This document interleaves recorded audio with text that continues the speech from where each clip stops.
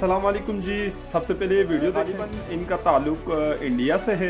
हाल ही में जो अमेरिका या ट्रम्प का जो फैसला था ईरान के ऊपर हमला न करने के हवाले से इन्हें बेहतरीन तरीके से इन्होंने प्रेजेंट बेहतरीन तरीके से इन्होंने अल्फाज का जो चुनाव है, जो सर उठाकर चलता था आज वही झुक गया, ताकतवर भी देखो आज खुद ही रुक गया। आप समझ तो गए ही होंगे कि आज मुझे आपसे क्या बात करनी। जी हाँ, ताकतवर ट्रंप की ही बात हो रही है, जिसने ईरान पर हमले को लेकर अपने हाथ पीछे खींच लिए। अगर सख्त लहजे में और सच कहूं तो सुपर पावर की डींगे हाँकने वाले और कमजोर और मासूमों पर जुल्म और सितम करने वाले ट्रंप दरअसल अपनी जान बचाने में कामयाब हो गए। दुनिया इसे कुछ भी कहे, लेकिन मेरी नजर में सुपर पावर की धौस जमाने वाले ट्रंप ने मौला अली के आशिकों की जमात की रहबरी करने वाले, फौलाद का कलेजा रखने वाले आयतुल्लाह खामनेई के आगे लड़ने से पहले ही घुटने टेक दिए और ईरान ने दुनिया को ये पैगाम दे दिया कि जब अवाम और रहबर एक ही सफ में खड़े हों तो दुनिया की कोई ताकत उस मुल्क के निजाम को नहीं हिला सकती। आपको याद होगा कि आयतुल्लाह खामनेई ने व्हाइट हाउस और तेल अवीव को खास पैगाम भेजा था कि ईरान पर कुछ भी हिमाकत करने से पहले खैबर और करबला की जंग और उसके नताइज को सलीके से पढ़ लेना और अपने जहनों में उतार लेना। उन्हीं मर्द मुजाहिद शेरों का लहू ईरान की रगों में दौड़ता है और तुम्हारा भी वही हश्र होगा जो तकब्बुर और गुरूर में चूर फिरौन, नमरूद और रजा शाह का हुआ था। उन्होंने आगे कहा कि हमारे ईरान में लोरियां नहीं बल्कि करबला सुनाई जाती।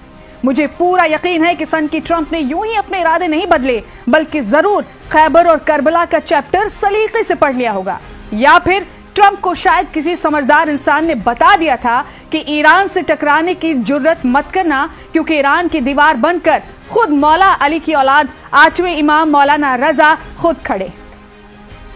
बहुत से सरफिरों का ख्वाब था कि ईरान अब कुछ दिनों में खंडर बन जाएगा। कम अकल ना समझ ये भूल गए थे कि खंडर तो करबला भी बन गया था, लेकिन आज भी वहां परचम हुसैन का झूल रहा है।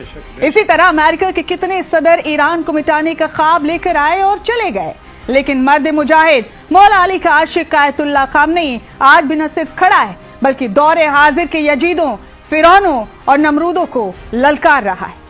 आपको ये भी याद होगा कि ट्रंप ने कहा था कि मुझे सिर्फ जीतना पसंद है।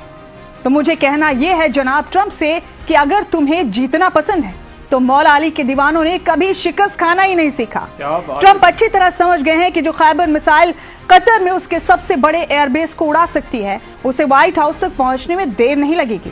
खैर, ट्रंप को अपना हश्र फिरौन और नमरूद की तरह होने से बचाने के लिए खूब सारी मुबारकबाद, और हाँ, एक मुबारकबाद इजाफी भी कबूल करें ट्रंप साहब, और वो दुनिया को ये बताने के लिए कि बेशक खामनेई मिट्टी के बने घर में रहते हो, उनके घर की दीवारें बेशक कच्ची मिट्टी की हैं, लेकिन उनका कलेजा फौलाद का है।